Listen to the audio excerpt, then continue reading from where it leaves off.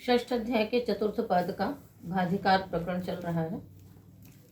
सूत्र है बिल्वकादिभ्यश्छस्य लुक। बिल्वकादिभ्य पंचमी का बहुवचन, छस्य षष्ठी का एक वचन, लुक प्रथमा का एक वचन। बिल्वक आदि येषां ते बिल्वकादयः तेभ्यः बिल्वकादिभ्यः। बिल्वकादिभ्यः है ना, ये कहाँ का रूप है? ये पंचमी का बहुवचन है। तो बिल्वकादिभ्यः उत्तरस्य, बिल्वकादिभ्यः उत्तरस्य भ संज्ञकस्य छस्य तद्धिते परतः लोपो भवति, लुक भवति। लोप नहीं कहेंगे फिर तो क्या कहेंगे? लुक भवति। बिल्वकादिभ्यः उत्तरस्य भ संज्ञकस्य छस्य लुक भवति तद्धिते परतः। तद्धित परे हो तो बिल्वकादियों से परे जो छ प्रत्यय वो भी कैसा होना चाहिए? भ संज्ञक, तो लुक होता है। तो स्पष्ट है कि पहले हम बिल्वक शब्द बनाएंगे, बिल्वक से हम छ प्रत्यय करेंगे, है ना। पहले बिल्वक बनाएंगे, बिल्वक से छ प्रत्यय हो गया और उसके बाद फिर तद्धित होना चाहिए, तभी तो भ संज्ञा होगी उसकी, तो उसका लुक होगा। ठीक है, आइए थोड़ा सा सिद्धि में देखते हैं हम लोग। उदाहरण बनेगा बिल्वाह यस्याम संति बिल्वकीयाः, है ना। और फिर उदाहरण बनेगा आपका बैल्वकाः, बैल्वकाः वैणुकाः वैत्रकाः, बैल्वकाः वैणुकाः वैत्रकाः। तो सबसे पहले हम लोग क्या करेंगे? बिल्वादी शब्द जो है नडादिगण में पढ़ा है। बिल्वादी सभी शब्द किसमें पढ़े हैं? नडादिगण में पढ़े हैं। तो हम उनको क्या करेंगे? पहले बिल्वाह संति यस्याम, है ना, ऐसा विग्रह करके जो चातुरार्थिक प्रत्यय होते हैं नडादि नाम कुक्च, उससे यहाँ पर क्या होगा? कुक आगम और छ प्रत्यय, कुक आगम और छ प्रत्यय। तो कैसे बन जाएगा? बिल्वक, उसके ऊपर सूत्र क्या है देखिए, नडादि नाम कुक्च के ऊपर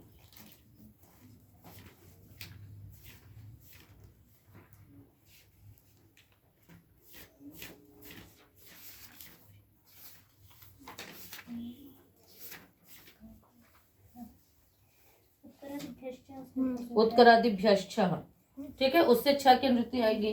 तो बिल्व बना, बिल्व से आपने छ प्रत्यय किया और बिल्व को क्या कर दिया? कुक आगम किया। ठीक है, तो बिल्वक बना, छ को क्या आदेश हो जाएगा?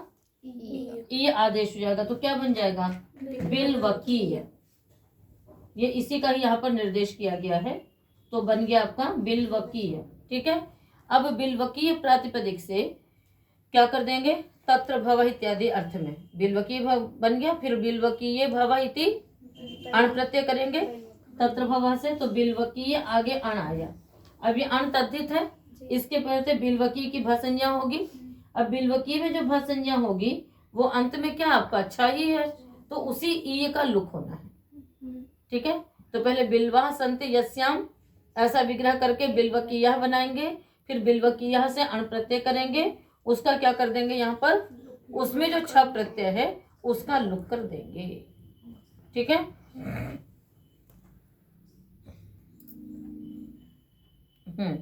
तो अब क्या बच जाएगा? छ का लुक विधान किया, इसलिए का लुक नहीं होगा। और जो कुक आगम हुआ है वो बिल्व को हुआ है, इसलिए ऐसा भी नहीं कि छ का लुक होगा तो कुक भी चला जाएगा। ठीक है, तो इसलिए बिल्व कुक आगम इसको हुआ है, तो बैल्वक बैल्वकीयाः। इसी प्रकार से वेणु से बना लेंगे, वेणुकाः। वेत्र, वेणु मतलब बांस है और वेत्र मतलब बेत। ठीक है ना, तो वैत्रकाः। सभी में उसी प्रकार से सिद्धि होगी। पहले नरादि नाम कुक्च से कुक आगम करते हुए छ प्रत्यय होगा और उसके साथ साथ तत्र भव से अण प्रत्यय करेंगे, उसके पहले पूर्व की भसंज्ञा करेंगे, उसमें से जो छ प्रत्यय उसका क्या कर देंगे? लुक कर देंगे। ठीक है, और यहाँ पर क्योंकि लुक कहाँ है, इसलिए प्रत्यय की ही लुक संज्ञा होती है, इसलिए प्रत्यय कितना है? छ, इसलिए छ का ही लुक होगा। ये भी ध्यान में रखिएगा।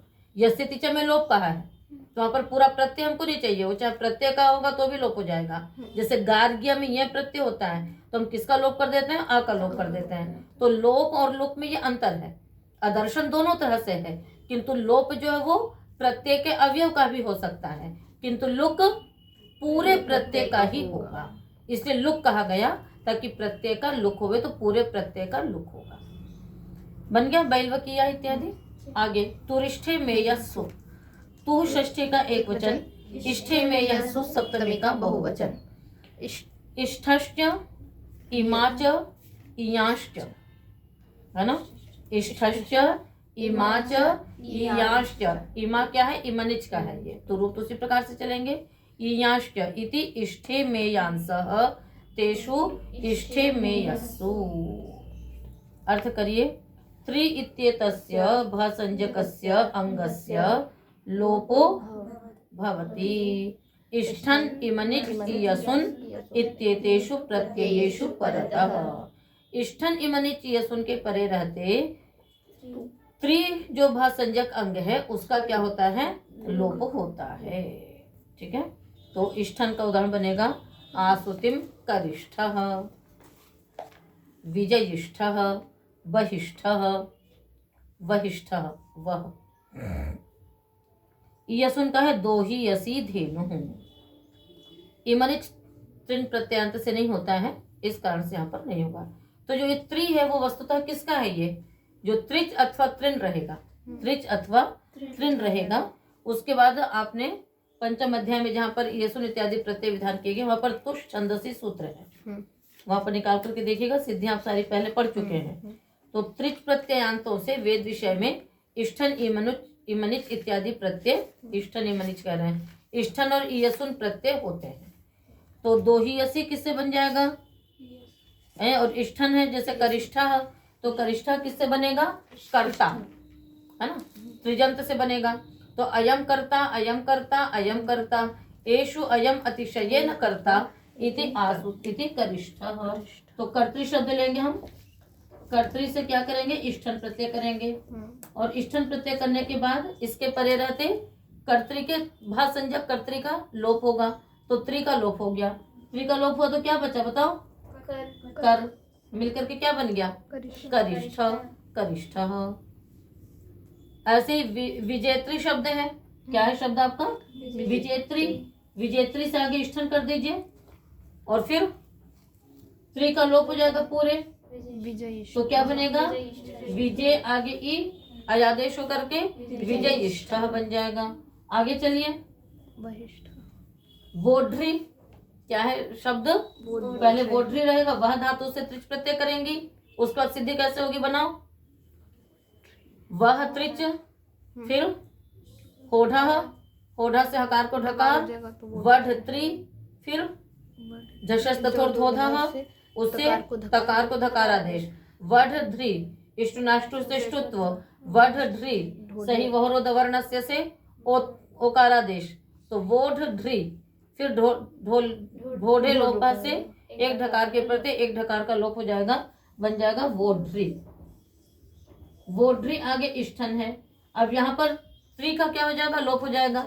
जब त्रि का लोप हो गया तो क्या रह गया? जब वो निमित्त चला गया तो वो भी वह बन गया, तो वह आगे इष्ट वहिष्ठ बन जाएगा। दो ही यसी में क्या है? दोग्ध्री। दो ही यसी में क्या है? दोग्ध्री।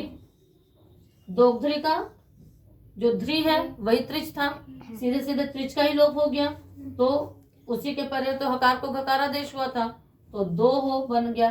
दो आगे यसुन, दो ही यस, धेनु स्त्रीलिंग है, उहितश्च से ङीप हो जाएगा, तो दो ही यसी धेनु।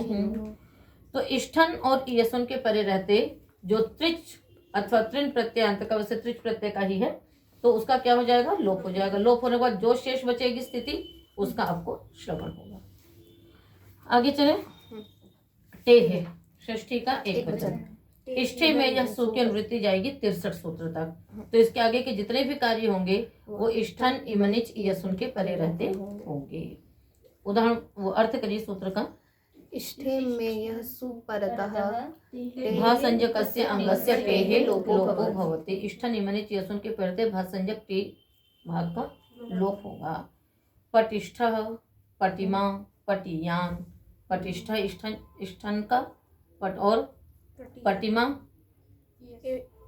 इमनिच का और पटियान यसुन का। ऐसी लघिष्ठ, लघिमा, लघियान। ठीक है, तो सब सिद्धियां आप लोगों ने पढ़ी हुई हैं। तो पटिष्ठा में क्या हो जाएगा, पटु आगे इष्ठन, इष्ठन के प्रत्यय पटु के भाग का लोप क्या बन गया, पटिष्ठा बन गया। पटिमा में क्या हो जाएगा, पृथ्वा दिव्य इमनिज्वा, है ना, यंताच लघु पूर्वात। तो इन सब सूत्रों से क्या हो गया, इमनिच हो गया। इमनिच होने के बाद टी भाग का लोप, तो पटिमन पटिमा बन गया। पटियन पटियान का क्या हो जाएगा, यसन होगा।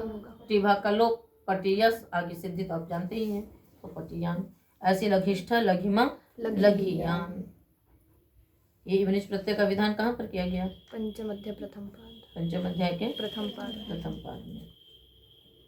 ठीक है, तो ये पृथ्वा दिव्य इमनिज्वा, उसी से होगा इमनिच प्रत्यय। आगे चलिए।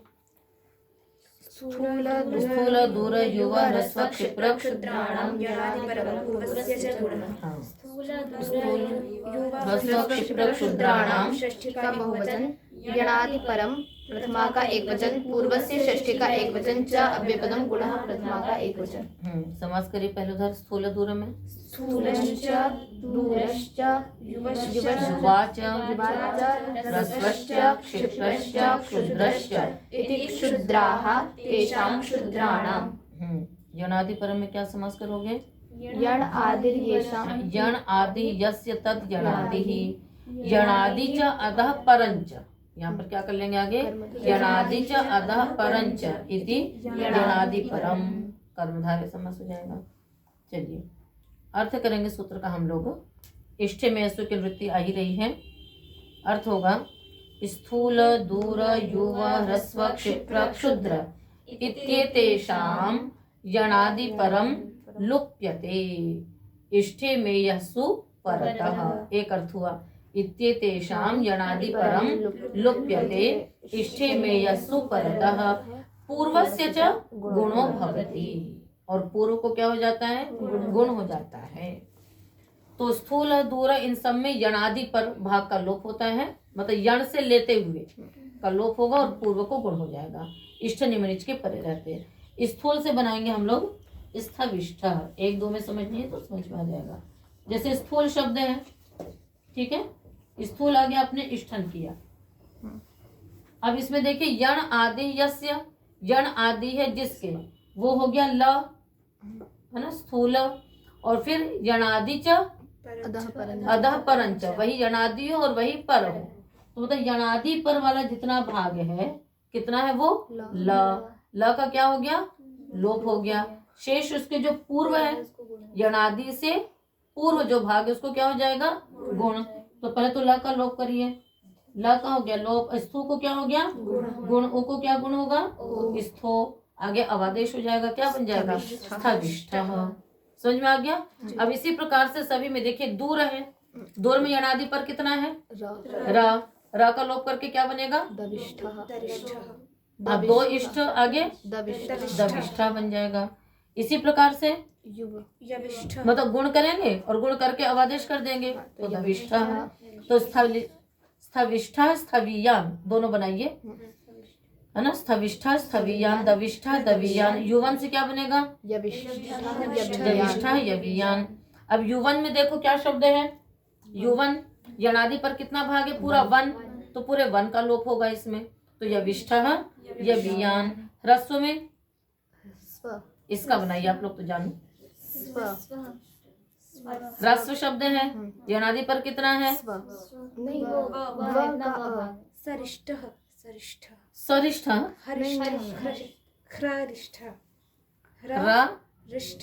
र कहाँ से आएगा, लोप कितने का होगा बताओ, वा का होगा ना, तो शेष क्या बचेगा,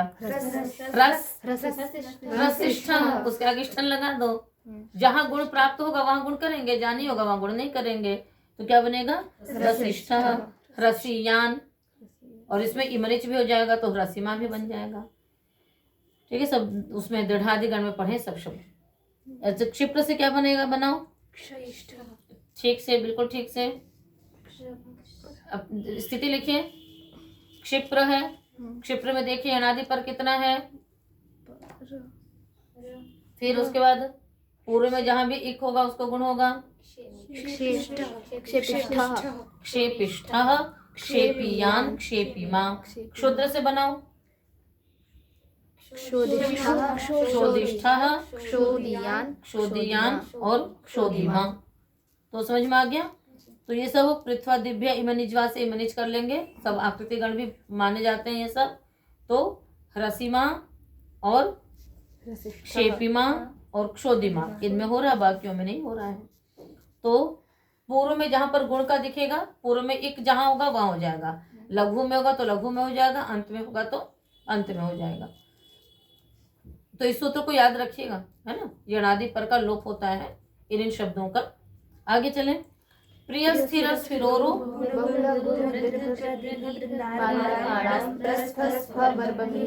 क्या क्या क्या क्या, फिर से प्रस्थ, फिर से आराम से रुक के बोलिए, पता पड़े कहाँ गलती हो रही है।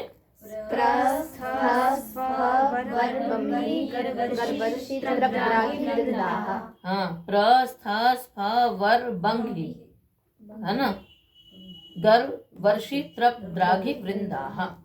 चलिए। प्रिय स्थिर स्फिरोरु बहुल गुरु वृद्ध त्रिप्र षष्ठी का बहुवचन। प्रस्थ स्फ वर बंगी गर्भ वर्षि त्रप द्राघि वृंदाः प्रथमा का बहुवचन। समास करिए। प्रियश्च स्थिरश्च स्फिरश्च उरुश्च बहुलश्च हाँ, बहुलंच गुरुश्च वृद्धश्च त्रिप्रश्च दीर्घश्च वृंदारकश्च इति वृंदारकाः तेषां वृंदारकाणाम्। आगे। प्रश्च प्रश्च स्थश्च स्फश्च वर्च बंघिश्च बंघिश्च गर्वश्च गर्च गर्ज वर्षिश्च त्रप्च द्राघिश्च वृंदश्च। फिर से।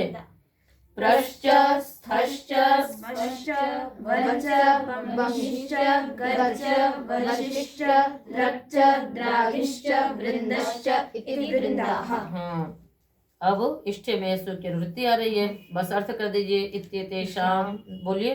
प्रिय स्थिर स्फिर उरु बहुल गुरु वृद्ध त्रिप्र दीर्घ वृंदारक इत्येतेषां स्थाने यथा संख्यम प्रस्थ स्फ वर बंघि गर वर्षि त्रप द्राघि वृंद आदेशाः भवन्ति इष्ठे में यस्सु परतः। इष्ठन इमनिच यस्सुन के परे रहते प्रियादि शब्दों के स्थान में, प्रिय स्थिर स्फिर इत्यादि के स्थान में क्रमशः प्रस्थ स्फ वर बंघि इत्यादि आदेश होते हैं। तो चलिए सबसे पहले क्रम से बनाते हैं हम लोग। प्रिय, प्रिय से इष्ठन आदेश करेंगे और प्रिय के स्थान पे क्या आदेश होगा? प्रिय, है ना। प्रिय के स्थान पे प्र आदेश होगा, तो प्रिय के स्थान पे प्र हो गया तो बन गया प्र। आगे इष्ट क्या बन गया? प्रेष्ठ बोलते हैं ना, श्रेष्ठा प्रेष्ठा। प्रेयान भी बोलते हैं, है ना, प्रेयांसा प्रेयांसः प्रयोग करते हैं। तो प्रेष्ठ प्रेयान, और इमनिच होगा तो प्रेमा, तो प्रेमा प्रेमाणौ प्रेमाणः। तो पूरे प्रिय के स्थान पे प्रादेश हो गया। ये सुन प्रत्यय किससे होगा? द्विवचन विभक्ति जोगपदे तरबीय सुनो। चलिए आगे। स्थिर शब्द से क्या बनेगा? बहुत ध्यान रखिएगा। हैं? स्थिर शब्द है, फिर उसके बाद स्थ आदेश होगा तो क्या बनेगा? श्रेष्ठः, स्थेयान और स्थेमा। स्थिर से बनता नहीं है। स्फिर से हाँ, श्रेष्ठः स्थेयान। उरु से, उरु के स्थान पे क्या आदेश होगा बताइए? वर, क्या बनेगा? वरिष्ठ। उरु मतलब महान, तो वरिष्ठ बोलते हैं ना कि आपसे वरिष्ठ हैं, यानी आपसे बड़े हैं, आपसे महान हैं। तो उरु के स्थान पे क्या आदेश हो जाएगा?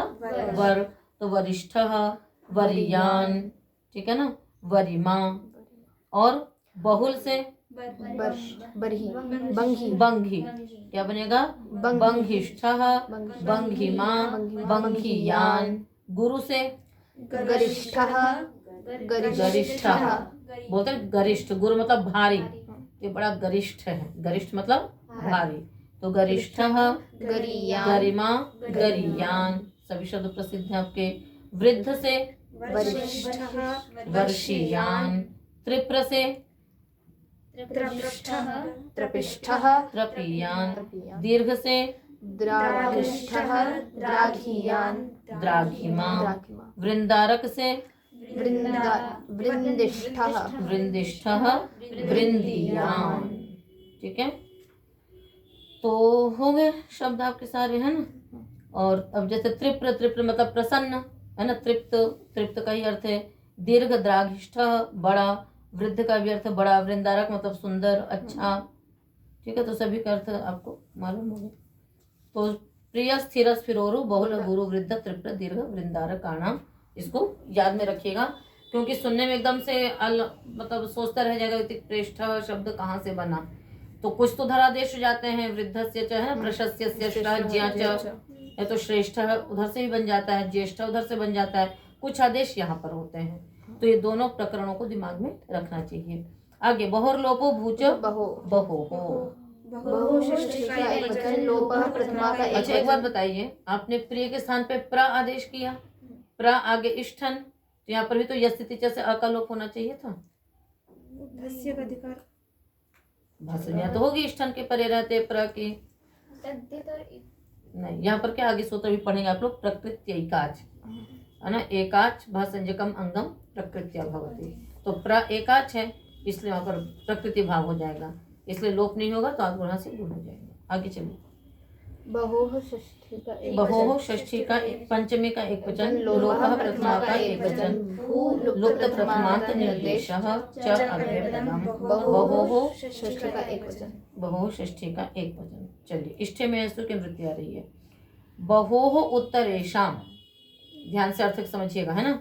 बहोः उत्तरेषाम इष्ठन इमनिच ईयस, है ना, ईयसुन, तो इनका बहुवचन कैसे बना देंगे? इष्ठन इमनिच, है ना, इष्ठे में यस्साम, उधर इष्ठे में यस्सु बनाया है, तो हम उसी तरह से यदि अर्थ कर दे तो क्या बन जाएगा? इष्ठे में यस्साम, है ना। ठीक है, किम भवति? लोपो भवति। तस्य च बहुः स्थाने भू इत्ययम् आदेशो भवति। बहुत थोड़ा सा दूसरा ढंग का है, फिर से अर्थ करिए एक बार। बहु पंचमी है, इसलिए इष्ठे में यस्सु में क्या हो गया? आदि अल्प कार्य होगा, तो बहुः उत्तरेषाम इष्ठन इमनिच ईयसुन इत्येतेषाम, स्पष्टी कर दो। किम भवति? लोपो भवति। तस्य च बहु स्थाने भू आदेशो भवति। अब देखिए, बहु शब्द है, बहु आगे इष्ठन है, ठीक है, थोड़ा सा आप लोग दिमाग लगाइए। बहु आगे इष्ठन, इसके बाद बहु से परे इष्ठन का लोप होगा तो उत्तर आदियल का लोप होगा। किसका लोप हो जाएगा? ई का। ठीक है, उसके बाद फिर बहु के स्थान पे भू आदेश हो जाएगा, तो क्या हो जाएगा? भू। अब इसके बाद क्या होगा बताइए?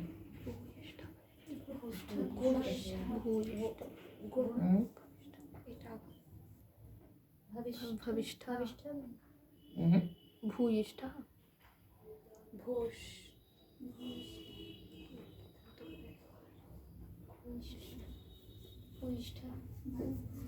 भविष्ठः।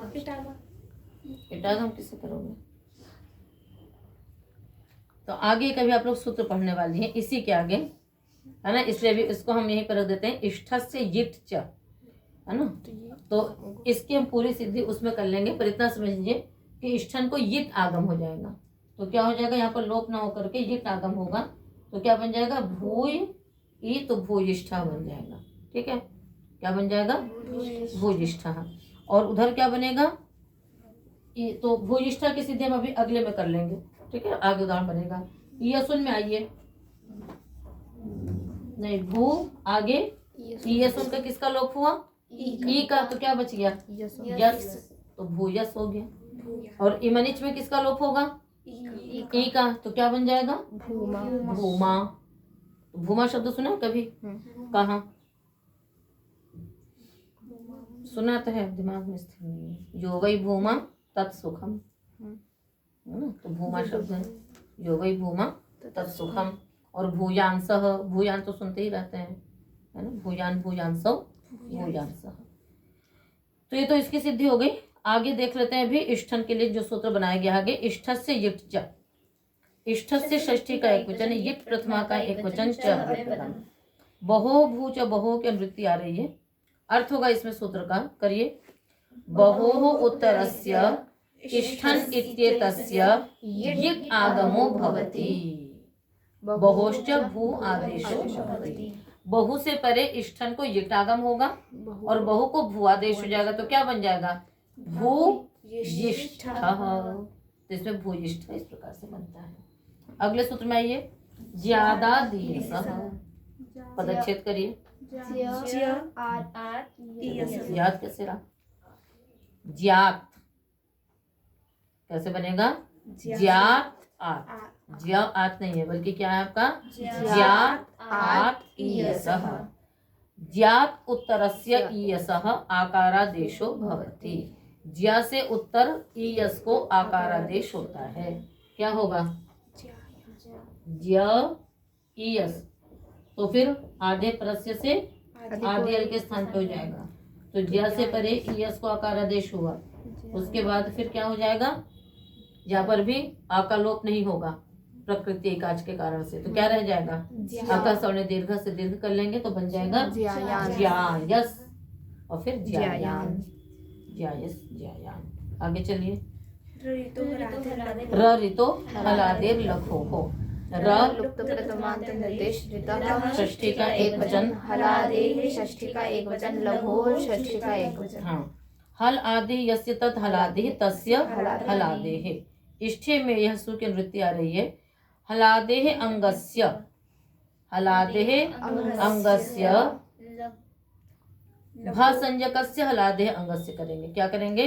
भा संज्ञकस्य हलादेः अंगस्य लघु ऋकारस्य स्थाने। फिर से अर्थ बोलिए एक बार। भा संज्ञकस्य हलादेः अंगस्य लघु ऋकारस्य स्थाने रेफ र आदेशो भवति। इष्ठे में यस्सु परतः। हलादि अंग हो, भा संज्ञक हो, उसका जो लघु ऋकार होगा उसको क्या हो जाएगा? र आदेश हो जाएगा। इष्ठन इमनिच ये सुन के परे रहते। उदाहरण में देखिए, जैसे मृदु शब्द है। क्या है शब्द? मृदु, पृथु। तो अब ये सब क्या है? हलादि है, भसंजक है, और फिर उसका जो लघु ऋकार है उसको रेफ आदेश हो जाएगा। उदाहरण बनेंगे आपके प्रतिष्ठा, प्रतिमा, प्रतियान, मृदिष्ठा, मृदिमा, मृदियान। जैसे पृथु शब्द है, आगे इष्ठन है, भासंज्ञा तो होगी ही, हलादि है, लघु ऋकार है ना। उसका बस बोला कि अंग का लघु ऋकार होना चाहिए, वो कहीं पर भी हो सकता है। तो लघु ऋकार को क्या हो गया? रेफ। क्या बन गया? प्रतिष्ठा। और फिर यहाँ पर तो टेह से लोप होना ही होना है। इष्ट निम्न सुन के परे रहते, टी भाग का लोप हो गया। क्या बन गया? प्रतिष्ठा, प्रतियान, प्रतिमा। इसी प्रकार से मृदिष्ठा, मृदियान, मृदिमा। सीधी समझ में आ गई? पहले से आप लोग एक बार पढ़ चुके हैं उधर, है ना, इन सूत्रों को। इधर फिर से हम लोग इसको रिपीट कर रहे हैं। आगे चलिए। विभाषर जोश छंदसी, एक एक वचन, रिजोहो छंद से सप्तम का एक वचन। अनुवृत्ति ऋतः की है। अर्थ करिए। छंदसी विषये ऋजु इत्येतस्य अंगस्य ऋतः स्थाने विभाषा र आदेशो भवति। इष्ठे में यस्सु परतः। ठीक है। वेद विषय में ऋजु अंग के ऋकार को विकल्प से रेफ आदेश होगा। इष्ठ निम्नित ये सुन के परे रहते। क्या बन जाएगा? ऋजु से इष्ठन करिए, एक बार रजिष्ठा और एक बार रिजिष्ठा। ऋजु मतलब सरल, ठीक है ना। इसी प्रकार से दोनों बनेंगे। वेद विषय में होगा रजिष्ठमेति पंथानम, तुम रजिष्ठ मनुनेशी, तुम रजिष्ठा। तो एक बार रजिष्ठा, एक बार रजिष्ठा। टी भाग का लोप होना ही होना है, तो बन जाएगा प्रकृत्यैकाच। प्रकृत्या तृतीया का एक वचन, एकाच प्रथमा का एक वचन। एक अच यस्मिन् स एकाच, बहुव्रीहि समास। चलिए। एकाच यद भासंजकम अंगम, एकाच यद भासंजकम अंगम तत् प्रकृत्या भवति। इष्ठे में यस्सु परतः। एकाच भासंजक अंग हो तो इष्ठ निम्नित ये सुन के प्रति प्रकृति भाव रहेगा।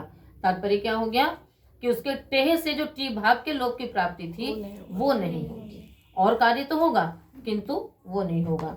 तो जैसे सृजिष्ठा सृजीयान सृजयति, सृचिष्ठा सृचियान सृजयति। ठीक है, तो इन सब में क्या हुआ?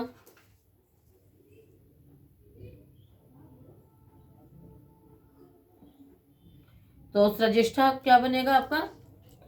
पहले अस्माया मेधा सृजोविनी से विनि प्रत्यय करके सृग्विन बनाएंगे, फिर अयम सृग्वी अयम सृग्वी अयम सृग्वी ऐसा विग्रह करके उसमें क्या करेंगे हम? पहले हाँ, फिर विन मतोर लुक से विन का लुक कर देंगे, तो क्या बन जाएगा?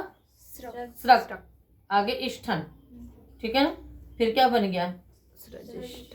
अब जो सृज शब्द है वो इष्ठन इत्यादि के परे रहते एक अच वाला है, ठीक है? तो फिर वही जो टी भाग के लोप की प्राप्ति थी, टी भाग का लोप होता तो किसका हो जाता? पूरे अज भाग का लोप हो जाता, वो नहीं हुआ, तो क्या रह गया? सृजिष्ठ सृजियान। बाकी तो आपको बताया ही था अभी, कौन सा? जैसे प्रेष्ठा इत्यादि में, ठीक है ना? सृचिष्ठ सृचियान सृजयति।